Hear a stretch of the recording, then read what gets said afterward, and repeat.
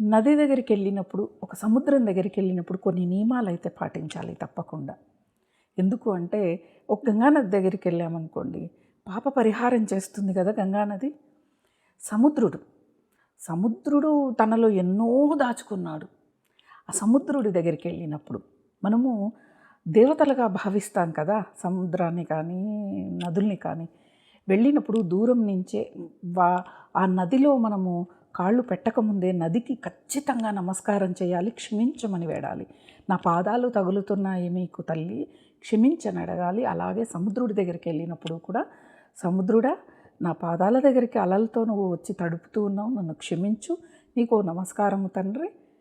భగవంతుడితో సమానం అండి. మనకి నీళ్లు లేని ప్రదేశాలకు వెళితే, నీళ్లు లేని వాళ్ళని అడిగితే ఆ యొక్క నదుల సముద్రాల యొక్క విలువ అనేది వాళ్ళకి తెలుస్తుంది.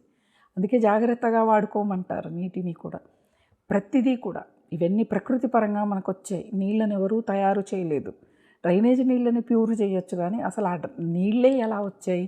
భగవంతుడి యొక్క అనుగ్రహం. కాబట్టి ఈ నియమాల్ని పాటించండి. నదీ స్నానాలు, సముద్ర స్నానాలు చేసేవాళ్ళు జాగ్రత్తలు పాటిస్తూ శుచిగా ఇంటి దగ్గరే స్నానం చేసి ఉతికి శుభ్రపరిచిన దుస్తులతో వెళ్ళి స్నానాల్ని ఆచరించండి.